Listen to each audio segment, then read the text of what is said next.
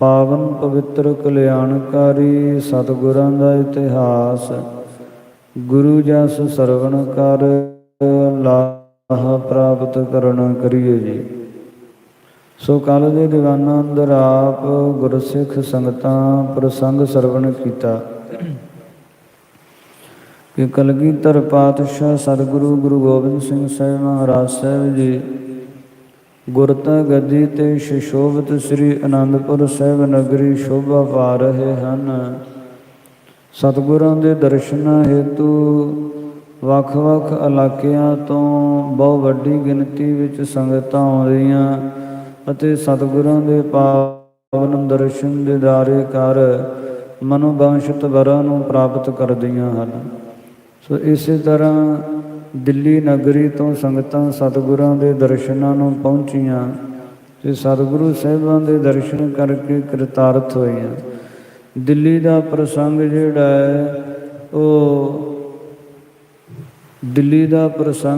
ਹੈ ਉਹ ਧੰਨ ਕਲਗੀਧਰ ਪਾਤਸ਼ਾਹ ਸਤਿਗੁਰਾਂ ਨੇ ਸੰਗਤਾਂ ਦੇ ਕੋਲੋਂ ਪੁੱਛਿਆ ਤੇ ਸਤਿਗੁਰੂ ਸਾਹਿਬ ਜੀ ਦੇ ਪੁੱਛਣ ਤੋਂ ਸੰਗਤਾਂ ਨੇ ਗੁਰੂ ਤੇਗ ਬਹਾਦਰ ਸਾਹਿਬ ਜੀ ਨੂੰ ਜਿਸ ਤਰ੍ਹਾਂ ਔਰੰਗਜ਼ੇਬ ਨੇ ਸ਼ਹੀਦ ਕੀਤਾ ਉਹ ਸਾਰਾ ਪ੍ਰਸੰਗ ਜਿਹੜਾ ਉਹ ਸਰਵਣ ਕਰਵਾਇਆ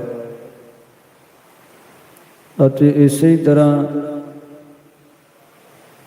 ਧੰਨ ਸਤਿਗੁਰੂ ਸ੍ਰੀ ਗੁਰੂ ਤੇਗ ਬਹਾਦਰ ਸਾਹਿਬ ਪਾਤਸ਼ਾਹ ਜੀ ਦੇ ਅੰਤਮ ਦਾਹ ਸੰਸਕਾਰ ਦੀ ਜਿਹੜੀ ਗਾਥਾ ਉਹ ਵੀ ਆਏ ਹੋਏ ਲਵਾਣੇ ਸਿੱਖ ਦੁਆਰਾ ਪੁੱਛੀ ਹੈ ਤੇ ਸਤਿਗੁਰਾਂ ਦੇ ਤਾਈਂ ਇਹ ਜਿਹੜਾ ਲੱਖੀ ਸ਼ਾਹ ਵਣਜਾਰਾ ਹੈ ਇਹਨੇ ਉਹ ਸਾਰਾ ਪ੍ਰਸੰਗ ਸੁਣਾਇਆ। ਉਪਰੰਤ ਔਰੰਗਜ਼ੇਬ ਦੇ ਬਾਬਤ ਪੁੱਛਿਆ ਤੇ ਔਰੰਗਜ਼ੇਬ ਜਿਹੜਾ ਉਹ ਸਾਰਾ ਪ੍ਰਸੰਗ ਦਿੱਲੀ ਸੰਗਤ ਨੇ ਸੁਣਾਇਆ ਕਿ ਹੇ ਕਲਗੀਧਰ ਪਾਤਸ਼ਾਹ ਜੀ ਜਦੋਂ ਦਾ ਸਤਿਗੁਰਾਂ ਨੂੰ ਸ਼ਹੀਦ ਕੀਤਾ ਉਦੋਂ ਦਾ ਇਹ ਦਿੱਲੀ ਵਿੱਚ ਰਾਤ ਨਹੀਂ ਰਹਿ ਪਾਇਆ। ਇੱਕੋ ਰਾਤ ਰਿਹਾ ਉਹ ਵੀ ਬਹੁਤ ਭੈ ਭੀਤ ਹੋਇਆ ਮਗਰੋਂ ਦਿੱਲੀ ਰਹਿ ਹੀ ਨਹੀਂ ਪਾਇਆ ਤੇ ਹੁਣ ਇਹ ਕਿਧਰੇ ਜੰਗ ਨੂੰ ਚੜ੍ਹਾਈ ਕਰਨ ਦੀ ਜਿਹੜੀ ਕਾਮਨਾ ਉਹ ਧਾਰਨ ਕਰ ਰਿਹਾ ਹੈ। ਬੜਾ ਦੁਸ਼ਟ ਪ੍ਰਵਿਰਤੀ ਵਾਲੇ ਨੇ ਆਪਣੇ ਪਿਓ ਨੂੰ ਵੀ ਕੈਦ ਕੀਤਾ ਹੋਇਆ ਤੇ ਇਹਨੇ ਆਪਣੇ ਪਿਓ ਨੂੰ ਸ਼ਾਹਜਹਾਂ ਨੂੰ ਕੈਦ ਕੀਤਾ। ਸ਼ਾਹਜਹਾਂ ਨੇ ਜਿਹੜੀਆਂ ਗੱਲਾਂ ਤੋਂ ਇਹਨੂੰ ਵਰਜਿਆ ਸੀ ਉਹ ਇਹਨੇ ਕੀਤੀਆਂ। ਸ਼ਾਹਜਹਾਂ ਕਹਿੰਦਾ ਸੀ ਔਰੰਗਜ਼ੇਬ ਨੂੰ ਕਿ ਤੂੰ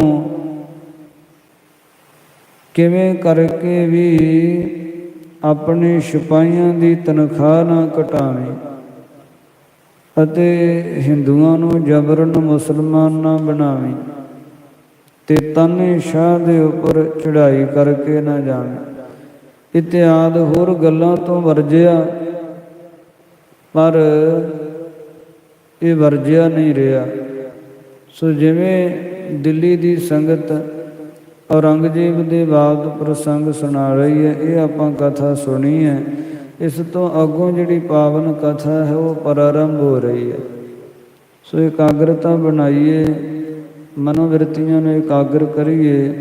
ਇਹ ਸਤਿਗੁਰਾਂ ਦਾ ਪਾਵਨ ਲੜੀਵਾਰ ਇਤਿਹਾਸ ਸਰਵਣ ਕਰ ਲਾਹਾ ਪ੍ਰਾਪਤ ਕਰਨਾ ਕਰੀਏ ਜੀ। ਸਤਨਾਮ ਸ਼੍ਰੀ ਵਾਹਿਗੁਰੂ ਸਾਹਿਬ ਜੀਓ। ਹਮ ਆਪ ਆਪਣੇ ਰਾਜ ਮਝਾਰੀ।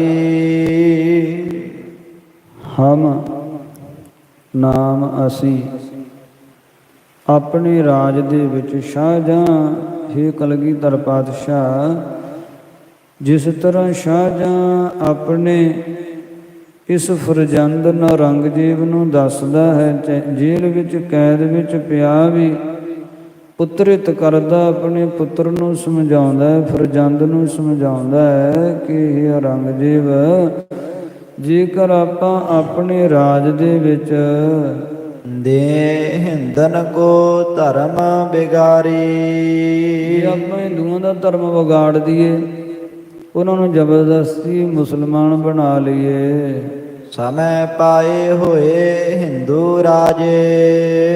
ਤੇ ਸਮਾਂ ਪਾ ਕੇ ਫਿਰ ਹਿੰਦੂਆਂ ਦਾ ਰਾਜ ਹੋ ਜਾਵੇਗਾ ਜਦ, ਕਿਉਂਕਿ ਇਹ ਸਮਾਂ ਤੇ ਪਰਿਵਰਤਨਸ਼ੀਲ ਹੈ, ਬਦਲਣ ਵਾਲਾ ਹੈ। ਪਰਿਵਰਤਨਸ਼ੀਲ ਹੋਣੇ ਨਾਤੇ ਹੋ ਸਕਦਾ ਆਉਣ ਵਾਲੇ ਸਮੇਂ ਵਿੱਚ ਹਿੰਦੂਆਂ ਦਾ ਸ਼ਾਸਨ ਕਾਇਮ ਹੋ ਜਾਵੇ।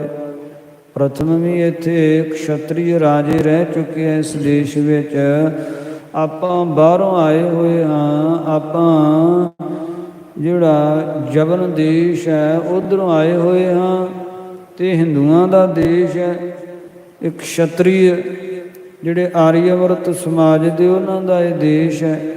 ਉਹਨਾਂ ਦੇ ਦੇਸ਼ 'ਤੇ ਆ ਕੇ ਆਪਾਂ ਰਾਜ ਕਰ ਰਹੇ ਹਾਂ, ਅਤੇ ਸਮਾਂ ਪਾ ਕੇ ਜੇ ਪਾਸਾ ਪਲਟਿਆ ਤੇ ਹਿੰਦੂਆਂ ਦੇ ਹੱਥ ਰਾਜ ਆ ਗਿਆ।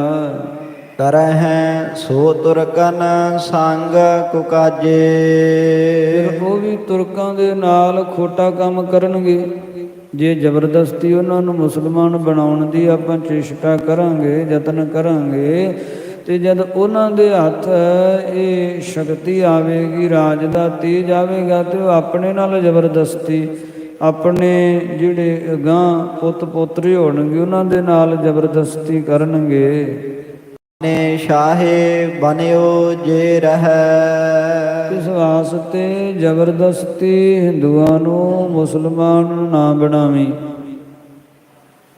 ਤੇ ਫਿਰ ਜਿਹੜਾ ਤਾਨੇਸ਼ਾਹ ਹੈ, ਗੋਲਕੁੰਡਾ ਜਿਹੜੀ ਰਿਆਸਤ ਹੈ, ਗੋਲਕੁੰਡਾ ਰਿਆਸਤ ਦਾ ਜਿਹੜਾ ਅਧਿਪਤ ਹੈ, ਨਰੇਸ਼ ਹੈ ਤਾਨੇਸ਼ਾਹ, ਜੇ ਉਹਦੇ ਨਾਲ ਵਿਗਾੜ ਪਾਵੇਂਗਾ, ਜੇ ਉਹਦੇ ਨਾਲ ਹੀ ਮੁਹਿੰਮ ਛੇੜੇਗਾ। ਸ਼ਾਹਨਸ਼ਾਹ ਹਮਹਿ ਸਭ ਕਹੈ। ਤੇ ਫਿਰ ਗੱਲ ਵਿਗੜ ਜਾਣੀ ਹੈ। ਤੇ ਜੇ ਉਹ ਤਾਨੇਸ਼ਾਹ ਰਾਜਾ ਬਣਿਆ ਰਿਹਾ, ਜੇ ਗੋਲਕੁੰਡਾ ਰਿਆਸਤ ਦਾ ਰਾਜ ਤਾਨੇਸ਼ਾਹ ਦੇ ਕੋਲ ਹੀ ਰਿਹਾ, ਤੇ ਸਾਰੇ ਆਪਾਂ ਨੂੰ ਸ਼ਾਹੇ ਸ਼ਹਿਨਸ਼ਾਹ ਕਹਿੰਦੇ ਆ ਤੇ ਕਹਿੰਦੇ ਰਹਿਣਗੇ, ਕਿਉਂਕਿ ਤਾਨੇਸ਼ਾਹ ਮੁਗਲਿਆ ਸਲਤਨਤ ਦੇ ਅਧੀਨ ਹੋ ਕੇ ਚੱਲ ਰਿਹਾ। ਭਾਵੇਂ ਪੂਰੀ ਤਰ੍ਹਾਂ ਅਧੀਨ ਨਹੀਂ ਹੈ, ਪਰ ਤਦਿਅਪੀ ਤਾਨੇਸ਼ਾਹ ਜਿਹੜਾ ਉਹ ਮੁਗਲਿਆ ਸਲਤਨਤ ਦੇ ਸਾਹਮਣੇ ਅੜਦਾ ਨਹੀਂ ਹੈ। ਤੇ ਜ਼ਬਰਦਸਤੀ ਜੇ ਉਹਦੇ ਨਾਲ ਕੋਈ ਮੁਹਿੰਮ ਛੇੜੇਗਾ, ਉਹਦਾ ਰਾਜ ਜ਼ਬਰਦਸਤੀ ਹੜੱਪਣ ਦੀ ਚੇਸ਼ਟਾ ਕਰਕੇ ਜੰਗ ਕਰੇਗਾ, ਤੇ ਗੱਲ ਵਿਗੜ ਜਾਣੀ। ਜੇ ਉਹ ਬਣਿਆ ਰਿਹਾ ਤੇ ਉਹਦੇ ਕਾਰਨ ਸਾਰਾ ਜਿਹੜਾ ਜਗਤ ਹੈ, ਇਹ ਸਾਰਾ ਜਿਹੜਾ ਦੇਸ਼ ਆਰੀਆਵਰਤ ਸਮਾਜ, ਉਹ ਆਪਾਂ ਨੂੰ ਸ਼ਾਹੇ ਸ਼ਹਿਨਸ਼ਾਹ ਕਹਿੰਦਾ ਰਹੇਗਾ। ਇੱਕ ਗੁਣ ਇਹ ਦੂਸਰ ਸੁਨ ਕਾਨ। ਇੱਕ ਤੇ ਇਹ ਗੁਣ ਲਾਭ ਹੈ, ਤੇ ਦੂਜਾ ਲਾਭ ਹੋਰ ਹੈ, ਉਹ ਵੀ ਸੁਣ ਕੰਨ ਦੇ ਕੇ। ਜੋ ਦੱਖਣ ਕੋ ਦੇਸ਼ ਮਹਾਨ। ਜਿਹੜਾ ਦੱਖਣ ਦਾ ਦੇਸ਼ ਹੈ ਨਾ, ਬੜਾ ਮਹਾਨ ਹੈ।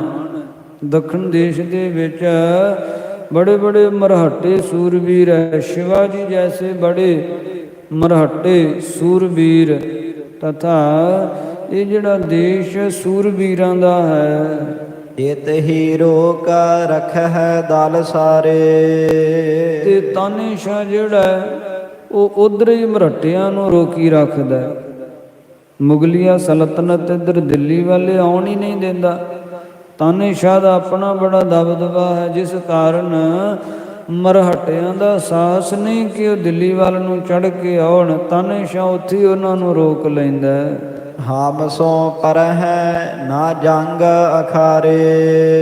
ਤੇ ਸਾਡੇ ਨਾਲ ਮਰਹੱਟਿਆਂ ਦਾ ਕੋਈ ਜੰਗ ਅਖਾੜਾ ਜਿਹੜਾ ਬਣਦਾ ਨਹੀਂ ਹੈ। ਸਾਨੂੰ ਉਹਨਾਂ ਦੇ ਨਾਲ ਮੁਹਿੰਮਾਂ ਨਹੀਂ ਕਰਨੀਆਂ ਪੈਂਦੀਆਂ, ਜੰਗ ਨਹੀਂ ਕਰਨਾ ਪੈਂਦਾ। ਜੰਗ ਵਿੱਚ ਦੇਸ਼ ਦਾ ਬੜਾ ਭਾਰੀ ਵੱਡਾ ਨੁਕਸਾਨ ਹੋ ਜਾਂਦਾ।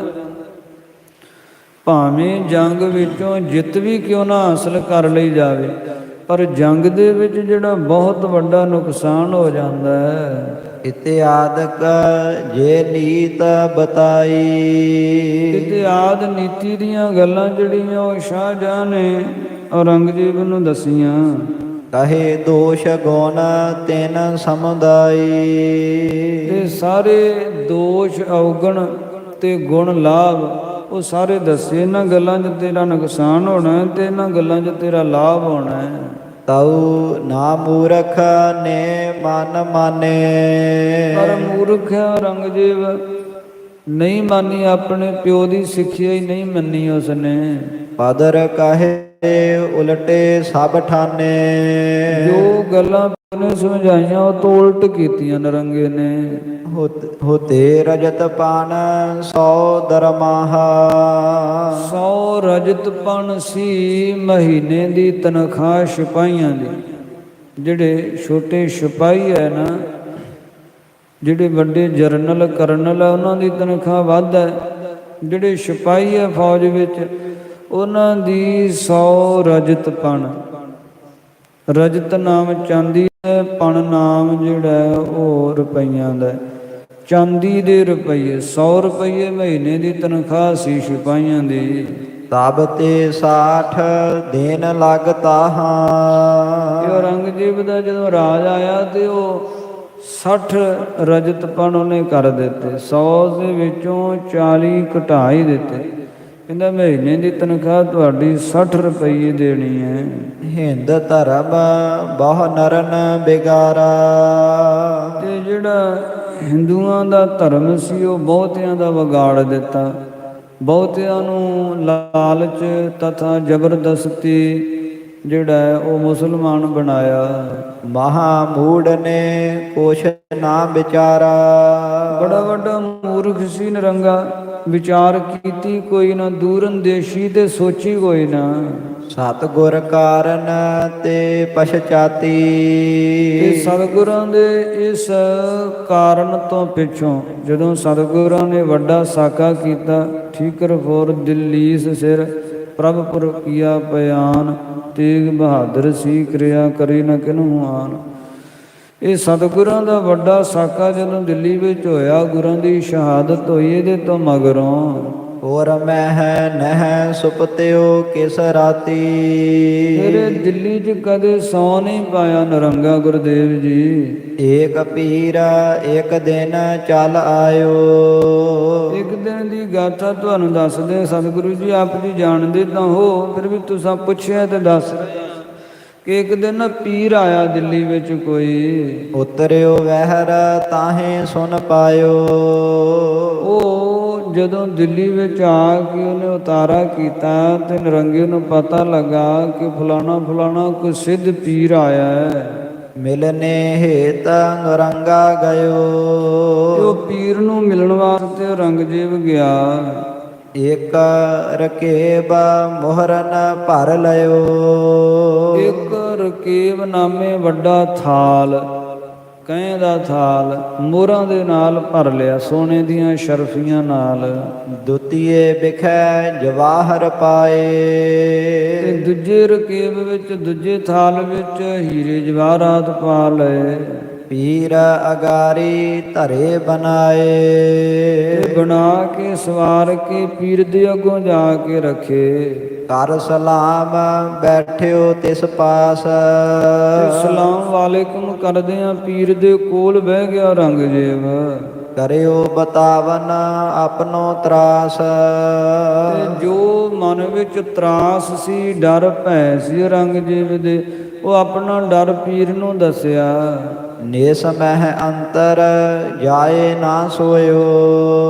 ਇਹ ਪੀਰ ਜੀ, ਮੇਰੇ ਕੋਲੋਂ ਰਾਤ ਨੂੰ ਮਹਿਲਾਂ 'ਚ ਜਾ ਕੇ ਸੁੱਤਾ ਹੀ ਨਹੀਂ ਜਾਂਦਾ। ਤੁਮ ਬਿਨ ਅਪਰ ਨਾ ਪਾਸ ਬਗੋਇਓ। ਤੇ ਇਹ ਗੱਲ ਤੇਰੇ ਬਿਨਾਂ ਮੈਂ ਕਿਸੇ ਨੂੰ ਦੱਸੀ ਵੀ ਨਹੀਂ ਹੈ ਕਿ ਮੇਰੀ ਹਜੋ ਨਾ ਹੋਵੇ, ਮੇਰੀ ਨਿੰਦਾ ਹੋਵੇਗੀ ਕਿ ਏਡਾ ਵੱਡਾ ਦਿੱਲੀ ਦਾ ਤਥਾ ਮੁਗਲਿਆ ਸਲਤਨਤ ਦਾ ਸਮਰਾਟ ਹੈ ਤੇ ਆਪਣੇ ਮਹਿਲਾਂ 'ਚ ਡਰੀ ਜਾਂਦਾ ਰਹਿੰਦਾ। ਮੈਂ ਆਪਣੀ ਨਿੰਦਾ ਨਾ ਹੋਵੇ ਇਸ ਕਾਰਨ ਵਸ ਇਹ ਗੱਲ ਕਿਸੇ ਨੂੰ ਨਹੀਂ ਦੱਸੀ।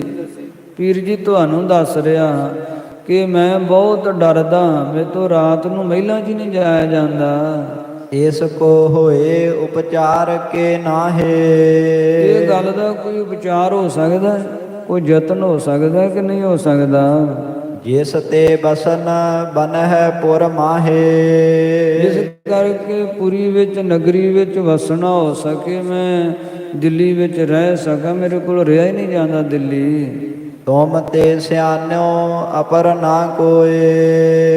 ਵੀਰ ਜੀ, ਤੁਹਾਡੇ ਨਾਲੋਂ ਸਿਆਣਾ ਕੋਈ ਵੱਡਾ ਜਿਹੜਾ ਹੈ ਉਹ ਤ੍ਰਿਕਾਲਦਰਸ਼ੀ ਨਹੀਂ ਹੈ। ਜਥਾ ਜੋਗ ਭਖ ਹੋ ਜਿਮ ਹੋਏ।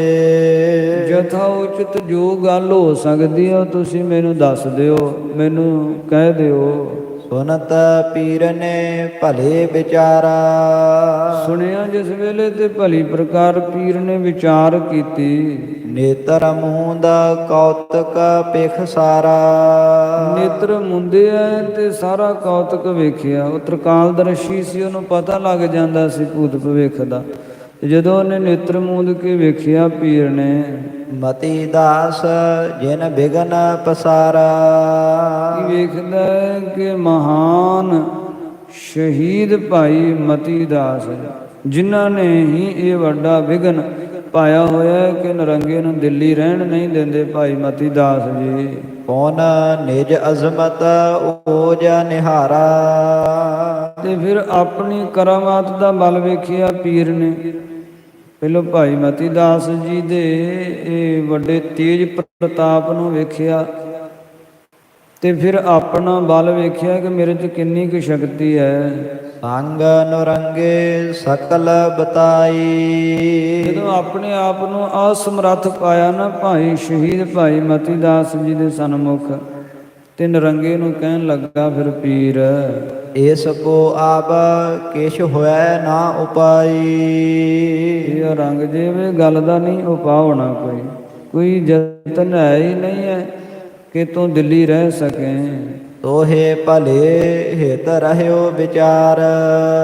ਤੇਰੇ ਭਲੇ ਵਾਸਤੇ ਮੈਂ ਵਿਚਾਰ ਕੇ ਤੇ ਤੈਨੂੰ ਕਹਿ ਰਿਹਾ ਹਾਂ। ਹੋਤ ਨਾ ਕਿਸ ਪ੍ਰਕਾਰ ਉਪਚਾਰ। ਦਿੱਲੀ ਰਹਿਣ ਬਾਬਤ ਕੋਈ ਯਤਨ ਨਹੀਂ ਹੋ ਸਕਦਾ। ਤੂੰ ਦਿੱਲੀ ਰਹਿ ਹੀ ਨਹੀਂ ਸਕਦਾ। ਜੇ ਹੱਠ ਕਰਕੇ ਰਵੇਂਗਾ ਤੇ ਤੇਰੇ ਪ੍ਰਾਣਾਂ ਦੇ ਨਾਸ ਹੋਣ ਦਾ ਭੈ ਹੈ। ਹੱਠ ਕਰਕੇ ਜੇ ਰਵੇਂਗਾ, ਵੈਸੇ ਤੇ ਤੈਨੂੰ ਰਹਿਣ ਹੀ ਨਹੀਂ ਦੇਣਾ ਦਿੱਲੀ। ਬੜੇ ਮਹਾਨ ਸ਼ਕਤੀਸ਼ਾਲੀ ਹੈ ਸ਼ਹੀਦ ਭਾਈ ਮਤੀ ਦਾਸ ਜੀ, ਨਹੀਂ ਤੈਨੂੰ ਰਹਿਣ ਦੇਣਾ ਦਿੱਲੀ ਉਹਨਾਂ ਨੇ। ਹੱਠ ਪੂਰਵਕ ਰਿਹਾ ਤੇ ਤੇਰੇ ਪ੍ਰਾਣ ਵੀ ਨਾਸ ਹੋ ਸਕਦੇ ਐ। ਬੜ ਅਪਰਾਧ ਕਮਾਵਨ ਕੀਨ। ਕਿਉਂਕਿ ਬਹੁਤ ਵੱਡਾ ਅਪਰਾਧ ਕਮਾਇਆ ਤੂੰ। ਜਿਸ ਤੇ ਪੁਰੀ ਬਸਨ ਤੇ ਹੀਨ। ਜਿਸ ਕਾਰਨ ਦਿੱਲੀ ਨਗਰੀ ਵਿੱਚ ਰਹਿਣ ਤੋਂ ਹੁਣ ਤੂੰ ਹੀਣ ਹੋ ਗਿਆ। ਦਿੱਲੀ ਨਗਰੀ ਵਿੱਚ ਤੂੰ ਨਹੀਂ ਰਹਿ ਪਾਵੇਂਗਾ। ਇਹ ਠਾਂ ਰਹੇ ਨਾ ਤੋਬ ਰਹਿ ਆਵੇ। ਹੁਣ ਦਿੱਲੀ ਵਿੱਚ ਤੇ ਤੇਰਾ ਰਹਿਣਾ ਨਹੀਂ ਰਹਿ ਆਵੇਗਾ। ਦਿੱਲੀ 'ਚ ਤੂੰ ਠਹਿਰ ਨਹੀਂ ਪਾਵੇਂਗਾ ਹੁਣ।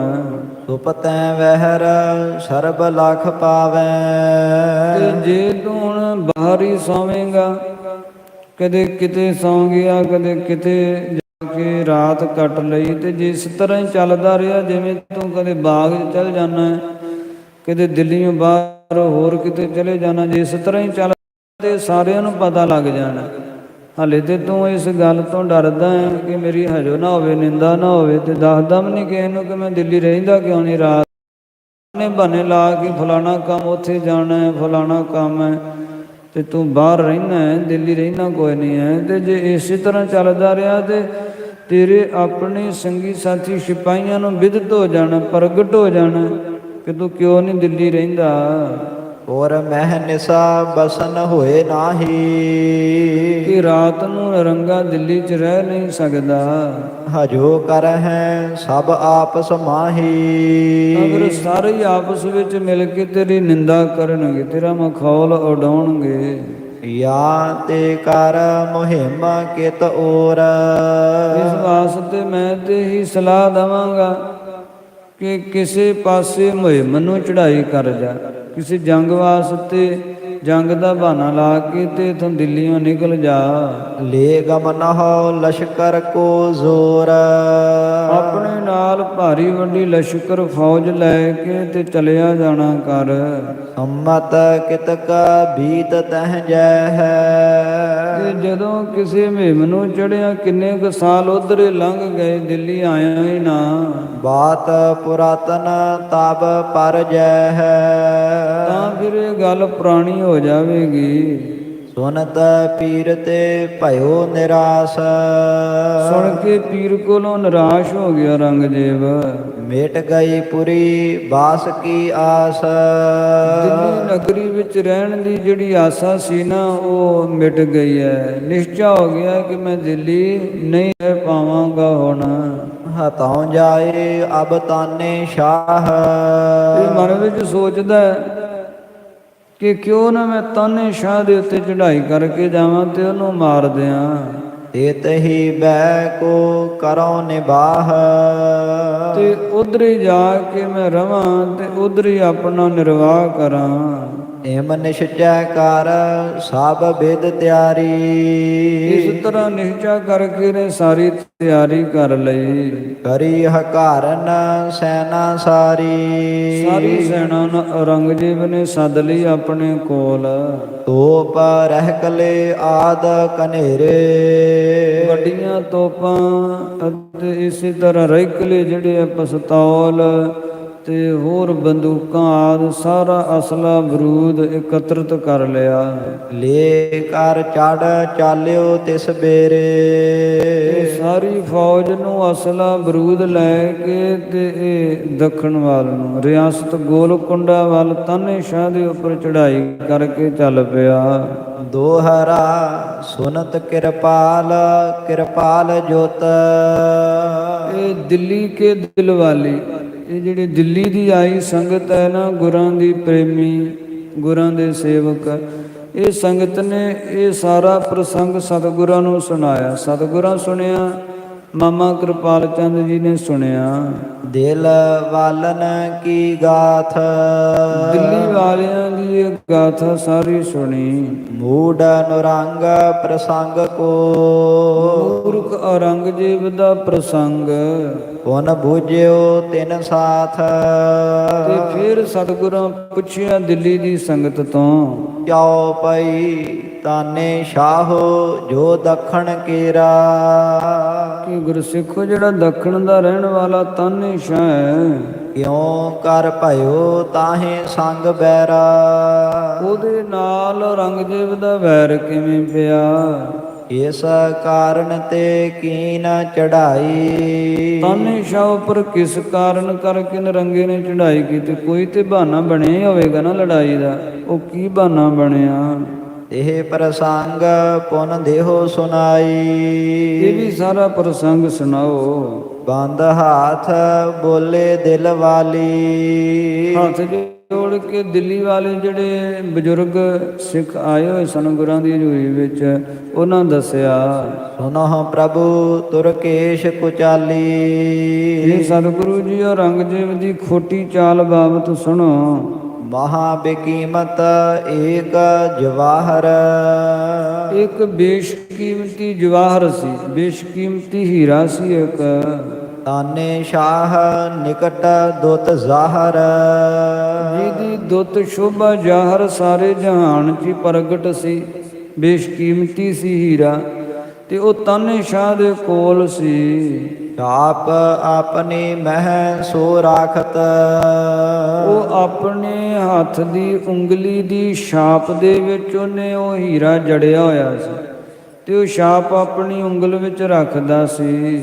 ਇਸ ਲੈਬੇ ਹਿਤ ਇਹ ਅਬਿਲਾਖਤ।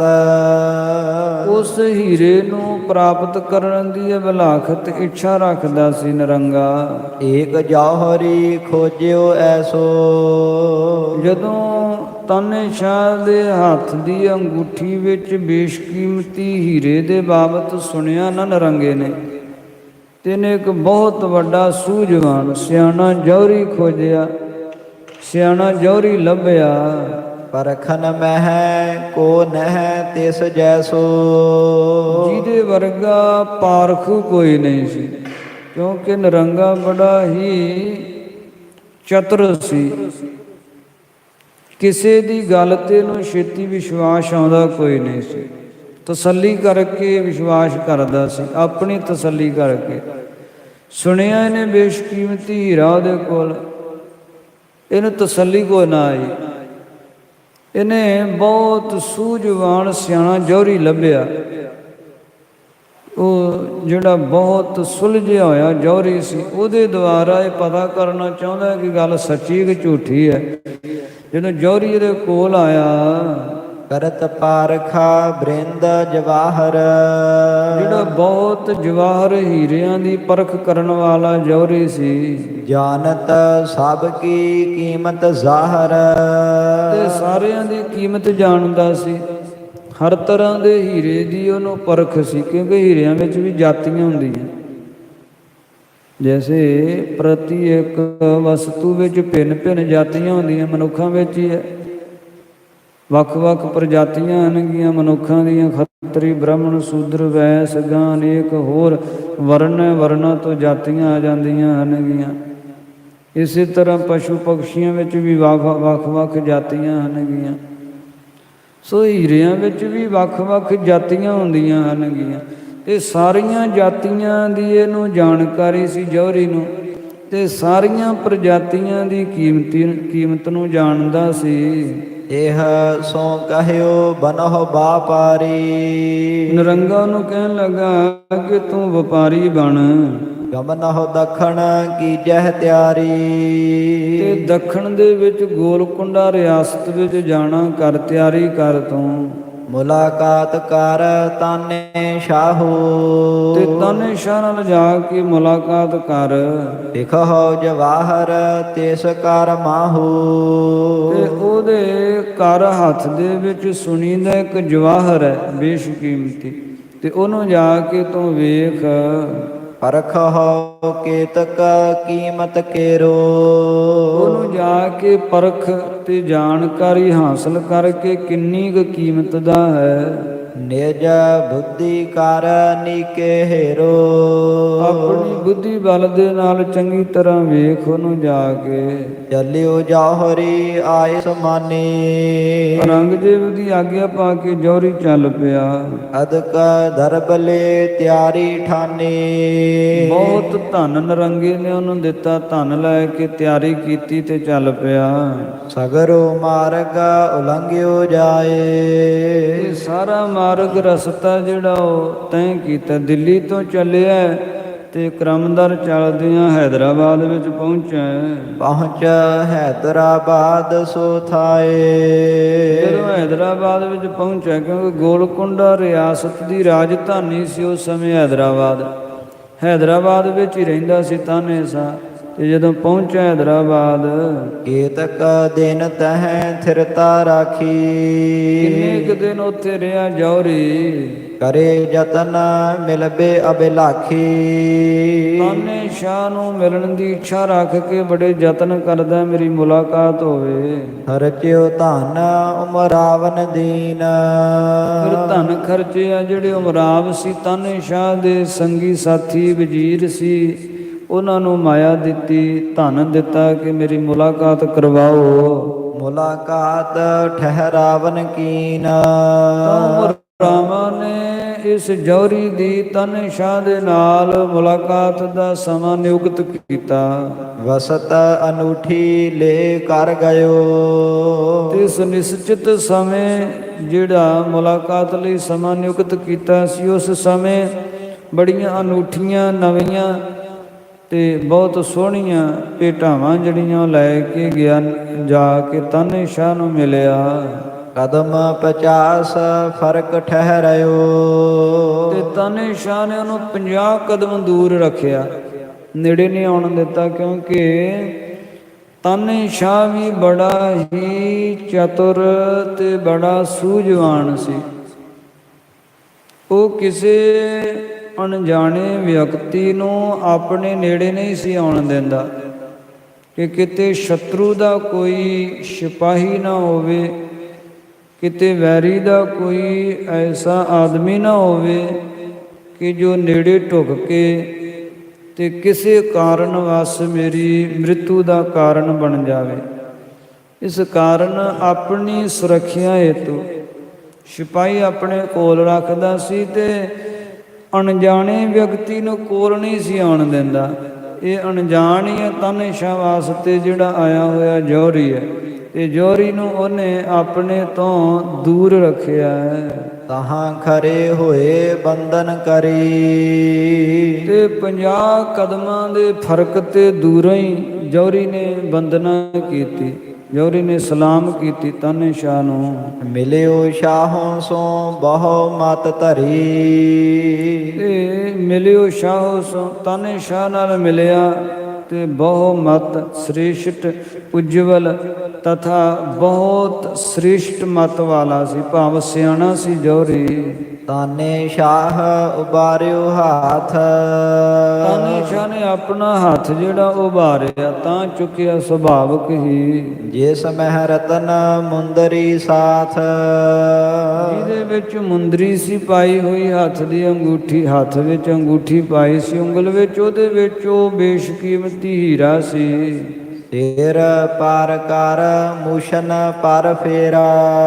ਆਪਣੇ ਸਿਰ ਤੇ ਹੱਥ ਫੇਰਿਆ ਸੁਭਾਵਕ ਹੀ ਤਾਨੇ ਸ਼ਾਹ ਨੇ, ਫਿਰ ਆਪਣੀਆਂ ਮੁੱਛਾਂ ਤੇ ਹੱਥ ਫੇਰਿਆ।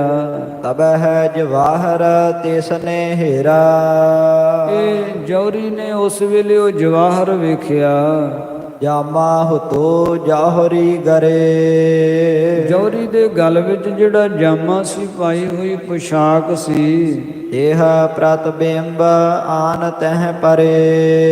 ਉਹਦੇ ਉੱਤੇ ਉਹਦਾ ਪ੍ਰਤੀਬਿੰਬ ਪਿਆ ਕੇ ਜਿਹੜਾ ਹੀਰਾ ਸੀ ਨਾ ਤਾਨੇ ਸ਼ਾਹ ਦੇ ਹੱਥ ਦੀ ਉਂਗਲੀ ਦੀ ਅੰਗੂਠੀ ਦੇ ਵਿੱਚ, ਉਹਦਾ ਪ੍ਰਕਾਸ਼ ਜੌਹਰੀ ਦੀ ਪੁਸ਼ਾਕ ਤੇ ਆ ਕੇ ਪਿਆ। ਵੇਖ ਪ੍ਰਕਾਸ਼ ਕੋ ਪਰਖਿਓ ਨੀਕੋ। ਉਹਨੇ ਪ੍ਰਕਾਸ਼ ਵੇਖ ਕੇ ਪਰਖ ਲਿਆ ਕਿ ਕਿਹੜੀ ਜਾਤੀ ਦਾ ਹੀਰਾ ਹੈ। ਮੋਲ ਤੋਲ ਜਾਣਿਓ ਤਿਸ ਹੀ ਕੋ। ਇੰਨਾ ਸਿਆਣਾ ਸੀ, 50 ਕਦਮ ਦੂਰ ਖਲੋਤੇ ਹੋਏ ਨਹੀਂ, ਉਹਦਾ ਤੋਲ ਵੀ ਜਾਣ ਲਿਆ, ਉਹਦੀ ਜਾਤੀ ਜਾਣ ਲਈ ਕਿਹੜੀ ਜਾਤੀ ਦਾ ਹੀਰਾ ਹੈ।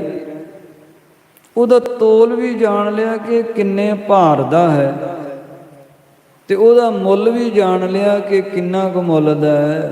ਸਲਤਨ ਦਿੱਲੀ ਕੀ ਤ੍ਰੈ ਗੁਨੀ। ਸੋਚਦਾ ਹੈ ਕਿ ਦਿੱਲੀ ਦੀ ਜਿਹੜੀ ਸਲਤਨਤ ਹੈ, ਦਿੱਲੀ ਦਾ ਜਿਹੜਾ ਇਹ ਰਾਜ ਹੈ, ਇਹ ਤ੍ਰੈ ਗੁਣੀ, 3 ਗੁਣਾ ਵਿੱਚ ਦਿੱਲੀ ਦਾ ਰਾਜ ਜਿਹੜਾ ਹੈ ਉਹ ਇਕੱਠਾ ਕਰ ਲਈਏ, ਭਾਵ ਇਹ 3 ਗੁਣਾ ਸੰਪਤੀ ਦਿੱਲੀ ਦੀ ਇਕੱਠੀ ਕਰ ਲਈਏ ਤਉ ਨਾ ਇਸ ਕੀ ਕੀਮਤ ਪੁਨੀ। ਤਾਂ ਵੀ ਇਹਦੀ ਕੀਮਤ ਨਹੀਂ ਪੁੱਜ ਸਕਦੀ, ਇੰਨਾ ਬੇਸ਼ਕੀਮਤੀ ਹੀਰਾ ਹੈ। ਇਹ ਅਮੋਲਾ ਹੋਏ ਨਾ ਮੋਲ। ਇਹ ਅਮੋਲਕ ਹੈ, ਇਹਦਾ ਮੁੱਲ ਹੀ ਕੋਈ ਨਹੀਂ ਹੈ। ਦੁਆਦਸ਼ ਰੰਚਕ ਭਰ ਲੱਖ ਤੋਲ। ਇਹ 12 ਰੱਤੀਆਂ ਇਹਦਾ ਭਾਰ ਹੈ। ਇਹ ਹੀਰੇ ਦਾ ਜਿਹੜਾ ਭਾਰ ਹੈ ਉਹ 12 ਰੱਤੀਆਂ ਜਿੰਨਾ ਭਾਰ ਹੈ। ਹਲਕਾ ਵੀ ਕਿੰਨਾ ਹੈ ਤੇ ਕੀਮਤੀ ਕਿੰਨਾ ਤੇ ਚਮਕ ਕਿੰਨੀ ਹੈ। ਜਾਤੀ ਹੀਰਿਆਂ ਦੀ ਵਿੱਚੋਂ ਇਹ ਸ਼੍ਰੋਮਣੀ ਹੈ। ਨਿਜ ਬੁੱਧ ਬਲ ਤੇ ਸਭ ਕਿਛ ਜਾਣਾ। ਆਪਣੀ ਬੁੱਧੀ ਬਲ ਨਾਲ ਸਭ ਕੁਝ ਜਾਣ ਲਿਆ ਇਸਨੇ। ਦੇਖ ਜੌਹਰੀ ਬਹੁ ਬਿਸਮਾਨਾ। ਵੇਖ ਕੇ ਜੌਹਰੀ ਆਪ ਵੀ ਬੜਾ ਬਿਸਮੈ ਹੈਰਾਨ ਹੋਇਆ। ਇਸ ਸਮ ਅਵਰ ਨਾ ਕੋਈ ਜਵਾਹਰ। ਸੋਚਦਾ ਕਿ ਇਹਦੇ ਸਮਾਨ, ਇਹਦੇ ਬਰਾਬਰ ਹੋਰ ਕੋਈ ਜਵਾਹਰਾਤ ਨਹੀਂ ਹੈ, ਮੈਂ ਤੇ ਵੇਖਿਆ ਕੋਈ ਨਹੀਂ ਹੈ। ਇਹ ਏਕ ਜੋਤੀ ਜਿਸ ਜ਼ਾਹਰ। ਜਿਹਦੀ ਜੋਤ ਜ਼ਾਹਰ ਪ੍ਰਗਟੀ ਹੈ, ਇਹੋ ਇੱਕੋ ਹੀ ਹੈ। ਪਰਖਨ ਪਿਖਨ ਕਾਜ ਨਿਜ ਕੀਨ। ਜਿਸ ਕਾਰਜ ਤੂੰ ਗਿਆ ਸੀ, ਉਸ ਹੀਰੇ ਦੀ ਪਰਖ ਵਾਸਤੇ ਗਿਆ ਸੀ, ਤੇ ਉਹਦੀ ਪਰਖ ਜਿਹੜੀ ਉਹ ਕਰ ਲਈ, ਤੋਲ ਮੋਲ ਸਾਰਾ ਜਾਣ ਲਿਆ। ਜਾਮੇ ਪਰ ਪ੍ਰਕਾਸ਼ ਲਖ ਲੀਨ।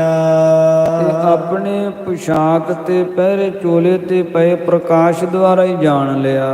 ਕਦਮ 55 ਤੇ ਸਭ ਜਾਨਾ। 50 ਕਦਮ ਦੂਰੀ ਤੋਂ ਪਛਾਣ ਕਰ ਲਏ। ਇੰਨਾ ਦਾਨਸ਼ਮੰਦ ਜੌਹਰੀ ਸੀ, ਇਤਨਾ ਸੁਲਝਿਆ ਹੋਇਆ ਜੌਹਰੀ ਸੀ, ਇੰਨੀ ਦੂਰੋਂ ਉਹਦੀ ਪਛਾਣ ਕਰ ਲਈ ਹੈ। ਜਿਤਕ ਤੋਲ ਅਰ ਮੋਲ ਮਹਾਨਾ। ਜਿੰਨਾ ਕੋ ਦਾ ਭਾਰ ਸੀ ਤੇ ਜਿੰਨਾ ਕੋ ਦਾ ਮੁੱਲ ਬਣਦਾ ਸੀ ਉਹ ਸਾਰਾ ਪਛਾਣ ਲਿਆ। ਕਰ ਸਲਾਮ ਕੋ ਬਾਹਰ ਆਇਓ। ਤਾਨੇ ਸ਼ਾਹ ਨੂੰ ਸਲਾਮ ਕਰਕੇ ਤੇ ਬਾਹਰ ਆ ਗਿਆ। ਗਮਨ ਕਰਨ ਕੋ ਪੁਨ ਲਲਚਾਇਓ। ਤੇ ਫਿਰ ਇੱਛਾ ਕੀਤੀ ਕਿ ਹੁਣ ਮੈਂ ਦਿੱਲੀ ਨਰੰਗੇ ਕੋਲ ਜਾਵਾਂ। ਚੱਲਿਓ ਪੰਥ ਧਰ ਤੂਰਨ ਸੋਏ। ਸ਼ੀਘਰਤਾ ਨਾਲ ਇਹ ਮਾਰਗ ਤੇ ਚੱਲ ਪਿਆ ਦਿੱਲੀ ਨੂੰ। ਪਹੁੰਚਿਓ ਆਏ ਬਿਲਮ ਬਿਨ ਹੋਏ। ਬਿਨਾ ਬਿਲਮ ਬਿਨਾ ਦੇਰੀ ਤੋਂ ਆ ਪਹੁੰਚਿਆ ਦਿੱਲੀ। ਮਿਲਿਓ ਨਰੰਗੇ ਸੰਗ ਬਖਾਨਾ। ਔਰੰਗਜ਼ੇਬ ਨੂੰ ਮਿਲ ਕੇ ਸਾਰੀ ਗੱਲ ਦੱਸੀ। ਲਿਖਿਓ ਜਵਾਹਰ ਪਰਖਨ ਠਾਨਾ। ਮੈਂ ਵੇਖਿਆ ਤੇ ਪਰਖ ਵੀ ਕੀਤੀ ਹੈ ਜਵਾਹਰ ਦੀ। ਤੇ ਗੁਣੀ ਸਲਤਨ ਇਸ ਤੇ ਹੋਏ। 3 ਗੁਣਾ ਸਲਤਨਤ ਦੇ ਨਾਲੋਂ ਅਧਿਕ ਹੋਵੇ। 3 ਗੁਣਾ ਅਧਿਕ ਸੰਪਤੀ ਹੋਵੇ ਤੇਰੇ ਕੋਲ। ਜਾਨਹੁ ਕੀਮਤ ਤਿਸ ਕੀ ਸੋਏ। ਉਹਦੀ ਕੀਮਤ ਇਹ ਜਾਣ ਲੈਣਾ ਕਰ। ਇੰਨਾ ਕੀਮਤੀ ਰਹਿ ਜਿਹੜਾ ਤਾਨੇ ਸ਼ਾਹ ਦੇ ਕੋਲ ਹੈ। ਕਦਮ 50 ਖਰੇ ਨਿਹਾਰਾ। 50 ਕਦਮ ਦੂਰ ਖਲੋ ਕੇ ਮੈਂ ਵੇਖਿਆ। ਇਹ ਪ੍ਰਕਾਸ਼ ਮਮ ਜਾਮੇ ਡਾਰਾ। ਉਹ ਜਵਾਰ ਦਾ ਪ੍ਰਕਾਸ਼ ਮੇਰੇ ਜਾਮੇ ਚੋਲੇ ਤੇ ਆ ਕੇ ਪਿਆ ਤਾਂ ਮੈਂ ਜਾਣ ਸਕਿਆ। ਦੁਆਦਸ਼ ਰੰਚਕ ਤੋਲ ਤਿਸੀ ਕੋ। ਤੇ 12 ਰੱਤੀਆਂ ਉਹਦਾ ਭਾਰ ਹੈ। ਨਿਰਣੈ ਕਰਹੁ ਪਾਏ ਜਵਨੀ ਕੋ।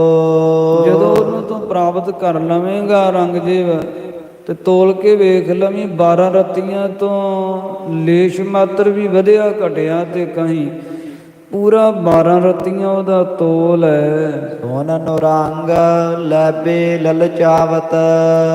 ਉਦੋਂ ਤੋਂ ਸੁਣ ਕੇ ਨਰੰਗਾ ਜਿਹੜਾ ਹੈ ਨਾ ਉਹ ਹੀਰੇ ਨੂੰ ਲੈਣ ਵਾਸਤੇ ਲਲਚਾਇਆ। ਬਿਨਾ ਓਜ ਤੇ ਸੋ ਕਿਮ ਪਾਵਤ। ਤੇ ਬਿਨਾਂ ਬਲ ਤੋਂ ਕਿਵੇਂ ਪ੍ਰਾਪਤ ਕਰ ਸਕਦਾ ਸੀ। ਮੁੱਲ ਖਰੀਦੀ ਜਾਣ ਵਾਲੀ ਵਸਤੂ ਹੈ ਨਹੀਂ ਸੀ ਤੇ ਮੁੱਲ ਦਿੰਦਾ ਵੀ ਨਾ ਤਾਨੇ ਸ਼ਾਹ ਨੂੰ। ਤੇ ਬਲਪੂਰਵਕ ਜਿਹੜਾ ਹੈ ਉਸ ਨੂੰ ਇਹ ਲੈਣਾ ਚਾਹੁੰਦਾ ਸੀ। ਕਿਉਂਕਿ ਜਿਵੇਂ ਕਿਸੇ ਨੇ ਕੋਈ ਨੂਰ ਹੀਰੇ ਦਾ ਮੁੱਲ ਪੁੱਛਿਆ ਨਾ ਕਿੰਨਾ ਕੁ ਮੁੱਲ ਹੋਵੇਗਾ ਕੋਈ ਨੂਰ ਹੀਰੇ ਦਾ। ਤੇ ਕਹਿੰਦੇ ਕੋਈ ਨੂਰ ਹੀਰੇ ਦਾ ਮੁੱਲ ਹੈ ਛਿੱਤਰ। ਜਿਹਦਾ ਕਾਇਮ ਹੈ ਉਹਦੇ ਕੋਲ ਹੀ ਹੈ ਮੁੱਲ। ਕੋਈ ਨਹੀਂ ਕੋਈ ਨੂਰ ਹੀਰੇ ਦਾ। ਪਾਂਡਵਾਂ ਦੇ ਕੋਲ ਵੀ ਰਿਹਾ ਕੋਈ ਨੂਰ ਹੀਰਾ। ਅਗਾਂਹ ਚੱਲ ਕੇ ਫਿਰ ਸਮੇਂ ਦੀਆਂ ਸਰਕਾਰਾਂ ਦੇ ਕੋਲ ਜਿਹੜਾ ਬਲੀ ਸੀ ਉਹਨਾਂ ਦੇ ਕੋਲ ਕੋਈ ਨੂਰ ਹੀਰਾ ਰਿਹਾ। ਫਿਰ ਸਮਾਂ ਆਇਆ ਖਾਲਸੇ ਦੀ ਸਲਤਨਤ ਕਾਇਮ ਹੋਈ ਤੇ ਇਹ ਕੋਈ ਨੂਰ ਹੀਰਾ ਜਿਹੜਾ ਸੀ ਇਹ ਸ਼੍ਰੀ ਪੰਜਾਬ ਰਣਜੀਤ ਸਿੰਘ ਦੇ ਕੋਲ ਵੀ ਰਿਹਾ। ਤੇ ਹੁਣ ਵੀ ਕੋਈ ਨੂਰ ਹੀਰਾ ਹੈ ਇੰਗਲੈਂਡ ਦੇ ਵਿੱਚ। ਸੋ ਕੋਈ ਨੂਰ ਹੀਰਾ ਬੜਾ ਬੇਸ਼ਕੀਮਤੀ ਹੀਰਾ। ਕੋਈ ਪੁੱਛਦਾ ਕਿ ਇਹਦਾ ਮੁੱਲ ਕਿੰਨਾ ਗਾ। ਕਹਿੰਦਾ ਦਾ ਮੁੱਲ ਛਿੱਤਰ ਹੀ ਹੈ। ਜਿਹਦਾ ਕਾਇਮ ਹੈ ਉਹਦੇ ਕੋਲ ਹੀ ਹੈ। ਇਸੇ ਤਰ੍ਹਾਂ ਤਾਨੇ ਸ਼ਾਹ ਦੇ ਕੋਲ ਹੀਰਾ। ਮੁੱਲ ਇਹਦਾ ਵੀ ਕੋਈ ਨਹੀਂ ਕੋਈ ਦੇ ਸਕਦਾ ਮੁੱਲ ਤੇ ਨਾ ਹੀ ਮੁੱਲ ਵੇਚਣ ਵਾਲਾ ਤਾਨੇ ਸ਼ਾਹ। ਇਸ ਵਾਸਤੇ ਨਰੰਗਾ ਬਲਪੂਰਵਕ ਉਹਜ ਨਾਲ ਉਹਨੂੰ ਲੈਣਾ ਚਾਹੁੰਦਾ ਪ੍ਰਾਪਤ ਕਰਨਾ ਚਾਹੁੰਦਾ ਹੈ। ਚਾਹਤ ਰਹਿਓ ਬਿਤਿਓ ਚਿਰ ਕਾਲਾ।